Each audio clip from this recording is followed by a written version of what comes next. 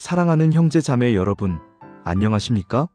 오늘은 가톨릭 성경 에스테르기 5장에서 10장까지의 말씀을 통해 하느님의 놀라운 섭리와 그분께서 당신 백성을 어떻게 보호하시고 구원하시는지 깊이 묵상해 보고자 합니다. 에스테르기는 고대 페르시아 제국을 배경으로 하느님을 믿는 유다 민족이 큰 위협에 처했을 때 에스테르와 모르드게라는 두 인물을 통해 어떻게 구원받았는지를 감동적으로 기록한 책입니다. 이 말씀은 우리에게 믿음의 용기, 지혜, 그리고 하느님의 선한 계획을 신뢰하는 삶의 중요성을 가르쳐줍니다. 우리 모두 함께 에스테르기의 심오한 메시지 속으로 들어가 보시겠습니다. 자, 그럼 에스테르기 5장부터 시작하겠습니다. 5장에서는 에스테르의 용기와 왕에게 나아가는 장면이 그려집니다. 페르시아의 법에 따르면 왕이 부르지 않았는데 왕궁 안뜰로 들어가는 자는 사형에 처해졌습니다. 오직 왕이 황금호를 내밀어야만 목숨을 건질 수 있었죠. 에스테르는 자신의 민족인 유다인들이 하만의 계략으로 인해 몰살당할 위기에 처하자 사흘 밤낮을 금식하며 하느님께 간절히 기도한 후에 용기를 내어 왕에게 나아갑니다. 죽음의 위험을 감수하고 왕 앞에 서는 에스테르의 심정은 어떠했을까요? 두려움과 떨림 속에서도 그녀는 하느님의 섭리를 믿고 나아갔습니다. 에스테르 5장 1절은 사흘째 되던 날 에스테르는 왕복을 입고 왕궁 안뜰의 왕실 맞은편에 섰다. 왕은 왕궁에서 왕궁 문 맞은편에 있는 어좌에 앉아 있었다. 고 기록합니다. 왕은 에스테르를 보자마자 호의를 베풉니다. 5장 2절은 왕이 에스테르 왕비가 뜰에 서 있는 것을 보자 그녀가 왕의 눈에 들었다. 그래서 왕은 자기 손에 든 황금호를 에스테르에게 내밀었다. 에스테르는 가까이 가서 황금호의 끝을 잡았다. 고 말합니다. 이것은 단순한 행운이 아니라 하느님께서 왕의 마음을 움직이신 결과였습니다. 왕은 에스테르에게 에스테르 왕비, 무슨 일이요? 청이 무엇이요? 나라의 절반이라도 주겠소. 5장 3절라고 묻습니다. 에스테르는 여기서 바로 자신의 청을 말하지 않고 지혜롭게 왕과 하만을 위해 잔치를 베풀기를 청합니다. 왕께서 좋으시다면 왕과 하만께서 오늘 제가 마련한 잔치에 와주십시오. 5장 4절 에스테르의 지혜로운 행동은 그녀가 신중하게 때를 기다렸음을 보여줍니다. 하만은 왕과 함께 에스테르의 잔치에 초대된 것에 대해 크게 기뻐합니다. 그는 자신이 왕의 총애를 받는 특별한 인물이라고 생각하며 우쭐해합니다. 하지만 그에게 한 가지 눈엣 가시 같은 존재가 있었으니 바로 모르드게였습니다. 5장 9절부터 14절은 하만의 교만과 모르드게를 향한 증오심이 얼마나 깊었는지를 생생하게 보여줍니다. 그는 잔치에서 돌아와 자신의 부귀와 영화를 자랑하면서도 그러나 유다인 모르드게가 왕궁 문에 앉아 있는 것을 볼 때마다 이 모든 것이 내게 아무 소용도 없어. 5장 13절라고 말하며 모르드게를 향한 분노를 숨기지 못합니다. 하만의 아내와 친구들은 모르드게를 죽이기 위한 계략을 세웁니다. 높이가 50안마나 되는 교수대를 세우게 하십시오. 그리고 아침에 왕께 모르드게를 그곳에 매달도록 청하십시오. 5장 14절 하만의 교만과 악한 계획은 결국 그의 몰락을 가져오게 됩니다. 자, 이제 에스테르기 6장으로 넘어가겠습니다. 6장은 하만의 몰락이 시작되는 전환점이며 하느님의 섭리가 얼마나 놀랍고 정확하게 이루어지는지를 보여주는 장입니다. 그날 밤 아하스에로스 왕은 잠을 이루지 못합니다. 그날 밤 왕은 잠을 이루지 못하여 궁중 실록, 즉 연대기를 가져다 읽게 하였다. 6장 1절 우연처럼 보이지만 사실은 하느님의 세심한 섭리가 그 배경에 있습니다.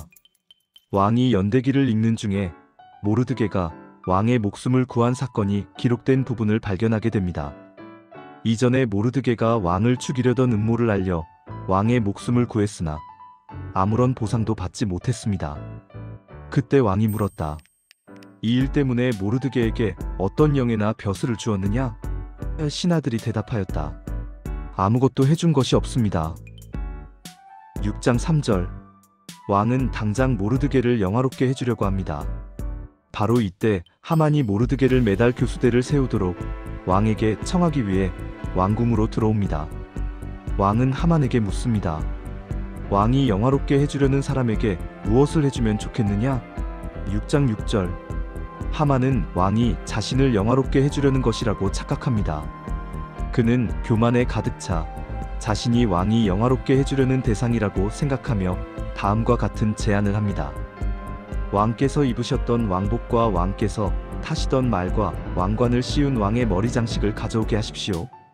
그리고 그 왕복과 말을 왕의 가장 높은 고관들 가운데 한 사람에게 맡겨 그 사람이 왕복을 입은 자를 말에 태우고 성읍 광장을 다니면서 왕께서 영화롭게 해주시려는 사람에게는 이렇게 해주신다 하고 그 앞에서 외치게 하십시오. 6장 7-9절. 그런데 왕은 하만의 생각과는 전혀 다른 명령을 내립니다. 너는 빨리 네가 말한 대로 왕복과 말을 가져다 왕궁문에 앉아있는 유다인 모르드게에게 해주어라. 네가 말한 것은 하나도 빠뜨리지 말고 다 해주어라. 6장 10절. 이 순간 하만의 얼굴은 얼마나 창백해졌을까요? 그토록 증오하던 모르드게를 자신의 손으로 영화롭게 해야 하는 상황이라니. 하느님의 역전 드라마는 이렇게 시작됩니다. 하만은 왕의 명령에 따라 모르드게를 왕복으로 갈아입히고 왕의 말에 태워 성읍 광장을 돌며 외쳐야만 했습니다. 왕께서 영화롭게 해주시려는 사람에게는 이렇게 해주신다. 6장 11절. 하만의 치욕과 모르드게의 영예는 극명하게 대비됩니다. 이 사건은 하만의 몰락을 예고하는 결정적인 순간이었습니다. 모르드게는 왕궁문으로 돌아왔지만 하만은 슬픔과 수치심에 쌓여 급히 집으로 돌아갔습니다. 그는 아내와 친구들에게 모든 일을 이야기했고 그들은 하만에게 불길한 예언을 합니다. 그 유다인 모르드게가 당신 앞에서 몰락하기 시작했다면 당신은 그를 이겨내지 못할 것입니다. 당신은 분명히 그 앞에서 몰락할 것입니다. 6장 13절. 하느님의 정의는 결국 실현되고야 맙니다. 7장에서는 에스테르의 두 번째 잔치와 하만의 최후가 그려집니다. 왕과 하만이 에스테르의 두 번째 잔치에 참석했을 때 왕은 다시 에스테르에게 무엇을 청하겠냐고 묻습니다. 에스테르 왕비, 청이 무엇이요? 나라의 절반이라도 주겠소. 7장 2절. 에스테르는 이제 때가 되었다고 판단하고 자신의 민족이 처한 위협을 왕에게 직접적으로 호소합니다. 그녀는 자신의 민족이 죽임을 당하고 멸망당할 위기에 처해 있다고 고백합니다. 왕이시여, 제가 왕의 눈에 들었다면 그리고 왕께서 좋으시다면 저의 생명을 청하오니 저에게 주시고 저의 민족을 청하오니 저에게 주십시오. 저와 저의 민족은 팔려갔습니다. 죽임을 당하고 멸망당할 몸이 되었습니다. 7장 3-4절. 에스테르의 이 고백은 그녀의 신분, 즉 유다인이라는 사실을 왕에게 처음으로 밝히는 순간입니다. 왕은 누가 감히 그런 짓을 꾸몄는지 묻습니다. 감히 그런 짓을 마음먹은 자가 누구이며 어디 있느냐? 7장 5절. 에스테르는 망설임 없이 하만을 지목합니다. 그 대적이며 원수는 바로 이 악한 하만입니다. 7장 6절. 이 한마디는 천둥처럼 하만의 귀에 꽂혔을 것입니다. 에스테르의 고발에 왕은 분노하여 자리에서 일어나 정원으로 나갑니다. 왕이 정원으로 나간 동안 하만은 에스테르에게 자신의 목숨을 살려달라고 간청합니다. 그는 이제야 자신의 악한 계획이 자신에게 어떤 비극을 가져왔는지 깨달았을 것입니다. 왕이 정원에서 돌아왔을 때 하만이 에스테르의 침상에 엎드려 애원하는 모습을 봅니다. 왕은 이것을 오해하고 더욱 분노합니다. 왕이 소리쳤다. 내가 보는 앞에서 이 여인을 침실에서 겁탈하려 드느냐? 왕의 입에서 이 말이 나오자 사람들이 하만의 얼굴을 가렸다. 7장 8절. 이것은 하만의 운명이 결정되는 순간이었습니다. 왕을 모시던 환관 하르보나가 하만이 모르드게를 매달기 위해 자기 집에 교수대를 세워놓았음을 왕에게 알립니다. 왕을 모시던 환관들 가운데 하르보나가 아래였다. 보십시오. 왕을 위하여 선한 말을 한 모르드게를 매달기 위하여 하만이 자기 집에서 50암마 높이의 교수대를 세워놓았습니다. 7장 9절. 왕은 즉시 명령을 내립니다. 그를 거기에 매달아라. 7장 9절. 결국 하만은 자신이 모르드게를 죽이려 세운 교수대에 자신이 매달려 죽임을 당합니다. 그래서 하만은 모르드게를 위하여 세운 교수대에 매달렸다. 그러자 왕의 분노가 가라앉았다. 7장 10절. 하느님의 공의가 실현되는 순간입니다. 악한 자는 자신이 판 함정에 스스로 빠지는 법입니다. 이제 에스테르기 8장입니다. 8장은 유다 민족에게 구원과 희망이 주어지는 장입니다. 하만이 처형된 후 아하스에로스 왕은 하만의 모든 재산을 에스테르에게 넘겨줍니다. 그날 아하스에로스 왕은 유다인들의 원수인 하만의 재산을 에스테르 왕비에게 주었다. 8장 1절. 그리고 에스테르는 모르드게가 자신과 어떤 관계인지 왕에게 밝힙니다. 에스테르가 모르드게가 자기와 어떤 관계인지 왕에게 아뢰었기 때문이다. 8장 1절. 왕은 자신의 반지를 모르드게에게 줍니다. 이 반지는 왕의 권위를 상징하며 모르드게가 왕의 명령을 집행할 수 있는 권한을 부여받았음을 의미합니다. 왕은 하만에게서 빼앗은 자기 반지를 벗어 모르드게에게 주었다. 8장 2절. 에스테르는 모르드게를 하만의 재산 관리를 책임지는 자로 세웁니다. 그러나 유다 민족의 위기는 아직 끝나지 않았습니다. 하만이 이미 왕의 이름으로 유다인들을 진멸하라는 칙령을 내린 상황이었기 때문입니다. 에스테르는 다시 왕 앞에 엎드려 자신의 민족의 생명을 위해 눈물로 간청합니다. 에스테르는 다시 왕 앞에서 아뢰며 왕의 발 앞에 엎드려 울었다. 그리고 유다인들을 멸망시키려는 악한 하만의 계략과 그가 유다인들을 거슬러 꾸민 음모를 없애달라고 애원하였다. 8장 3절. 왕은 다시 황금호를 에스테르에게 내밀었고 에스테르는 일어납니다. 그리고 왕에게 간청합니다. 왕께서 좋으시다면, 제가 왕의 눈에 들었다면, 그리고 왕께서 좋게 보시고 제가 왕의 눈에 든다면 하만의 지시로 쓰여진 조서를, 곧 왕의 나라 모든 주에 사는 유다인들을 진멸하도록 그가 썼던 음모의 글을 철회하는 조서를 내리십시오. 8장 5절. 왕은 에스테르와 모르드게에게 왕의 이름으로 원하는 대로 조서를 작성하여 왕의 반지로 봉인하도록 허락합니다. 하지만 페르시아의 법은 한 번 내린 칙령을 철회할 수 없었습니다. 왕의 이름으로 쓰여지고 왕의 반지로 봉인된 조서는 누구도 철회할 수 없기 때문입니다. 8장 8절. 그래서 모르드게는 새로운 조서를 작성합니다. 이 조서의 내용은 유다인들에게 스스로를 방어할 수 있는 권한을 부여하는 것이었습니다. 왕은 유다인들에게 모든 성읍에서 모여들어 자기 생명을 위하여 싸우고 자기들의 아내와 자식들에게 해를 끼치려는 모든 백성과 주들을 몰살하고 섬멸하며 그들의 재산을 약탈할 권한을 주도록 했다. 8장 11절. 이 새로운 조서는 왕의 이름으로 쓰여지고 왕의 반지로 봉인되어 말을 타고 각 주로 급히 전달됩니다. 이 조서는 유다인들에게 큰 기쁨과 희망을 가져다 줍니다. 모르드게는 왕복을 입고 왕궁에서 나옵니다. 모르드게는 청색과 백색 왕복을 입고 큰 금관을 쓰고 고운 아마와 자주색 옷을 입고 왕의 면전에서 나왔다. 8장 15절. 수산 성읍은 환호하고 기뻐합니다. 수산 성읍은 기뻐하며 환호하였다. 8장 15절. 유다인들에게는 빛과 기쁨과 즐거움과 영예가 찾아왔습니다. 유다인들에게는 빛과 기쁨과 즐거움과 영예가 있었다. 8장 16절. 많은 이방인들이 유다인들을 두려워하며 유다인으로 개종하는 일까지 벌어집니다. 나라의 많은 백성이 유다인으로 개종하였다.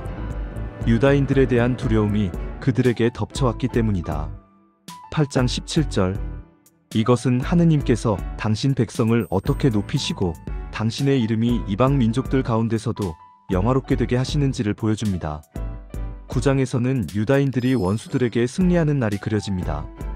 하만이 정한 12월, 곧 아다르달 13일은 유다인들이 멸망당할 날이었지만 하느님의 섭리로 그날은 유다인들이 자신들을 대적하는 원수들에게 승리하는 날로 바뀌었습니다.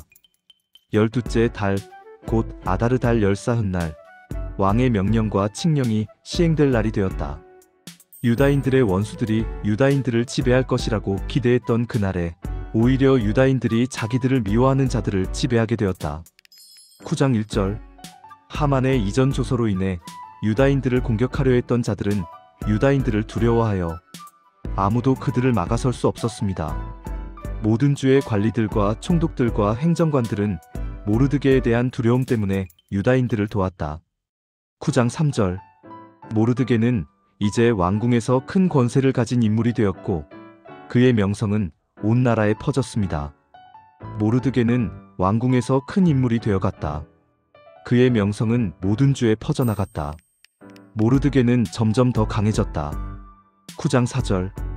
유다인들은 자신들을 미워하는 자들을 칼로 쳐서 죽이고 멸망시키며 자기 마음대로 행합니다. 유다인들은 칼로 자기들의 모든 원수를 치고 학살하며 멸망시켰다. 그리고 자기들을 미워하는 자들에게 자기 마음대로 행하였다. 9장 5절. 수산성에서만 유다인들은 500명을 죽이고 하만의 10아들들도 죽입니다. 수산성에서 유다인들은 500명을 죽이고 멸망시켰다. 9장 6절. 하만의 10아들들 곧 파르산다타와 달폰과 아스파타와 포라타와 아달리아와 아리다타와 파르마스타와 아리사이와 아리다이와 와이자타를 죽였다. 9장 7-9절. 이들은 교수대에 매달립니다. 왕은 이 소식을 듣고 에스테르에게 또다시 무엇을 청하겠냐고 묻습니다. 에스테르는 수산성의 유다인들에게 하루 더 원수들을 물리칠 권한을 주고 하만의 10아들의 시신을 교수대에 매달아 달라고 청합니다. 왕께서 좋으시다면 내일도 수산에 있는 유다인들이 오늘 내린 칙령에 따라 행하도록 허락하시고 하만의 10아들의 시신을 교수대에 매달게 하십시오. 9장 13절. 왕은 이를 허락하고 수산성에서는 아다르달 14일에 300명의 사람들이 더 죽임을 당합니다. 다른 주들에서도 유다인들은 자신들의 원수들 75,000명을 죽이고 자신들의 재산을 약탈하지는 않습니다. 그러나 약탈은 하지 않았다. 9장 10절, 9장 15절, 9장 16절. 이 구절은 유다인들이 복수심에 사로잡혀 무자비하게 행동한 것이 아니라 자신들을 방어하고 악의 세력을 제거하는 데 초점을 맞추었음을 보여줍니다. 유다인들은 아다르달 14일과 15일을 기쁨과 잔치의 날로 정하고 이웃에게 선물을 주고 가난한 사람들에게 자선을 베푸는 날로 기념합니다. 이날이 바로 푸림 축제의 시작이 됩니다. 모르드게는 이 두 날을 해마다 지키도록 조서를 써서 모든 유다인에게 보냅니다. 그가 편지를 써서 아하스에로스 왕국의 모든 주에 사는 유다인들에게 보냈다. 가까운 데와 먼 데까지 다 보냈다. 해마다 아다르달 14일과 15일을 지키라고 명령하였다. 9장 20-21절. 이 푸림 축제는 유다인들이 하느님의 놀라운 구원과 은혜를 기억하고 기념하는 날이 되었습니다. 푸림이라는 이름은 하만이 제비를 뽑아 유다인들을 멸망시킬 날을 정했던 것에서 유래합니다.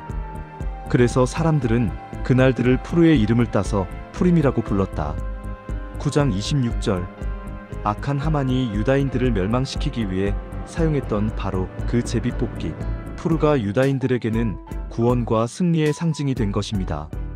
이것은 악한 자의 흉계마저도 하느님께서 선으로 바꾸시는 놀라운 섭리를 보여줍니다. 에스테르와 모르드게는 이 푸림 축제를 더욱 확고히 합니다. 에스테르 왕비 아비하일의 딸과 유다인 모르드게는 전권을 가지고 푸림에 대한 이 편지를 확정하였다. 9장 29절. 그리고 이 내용은 영원히 지켜질 규례가 됩니다. 마지막으로 10장입니다. 에스테르기 10장은 매우 짧지만 모르드게의 높은 지위와 아하스에로스 왕의 권세를 요약하며 에스테르기의 대단원을 장식합니다. 아하스에로스 왕은 육지와 바다의 섬들에 세금을 부과하였다. 10장 1절. 이것은 아하스에로스 왕의 광대한 제국과 막강한 권력을 다시 한번 상기시킵니다. 그리고 모르드게의 높은 지위에 대해 기록합니다.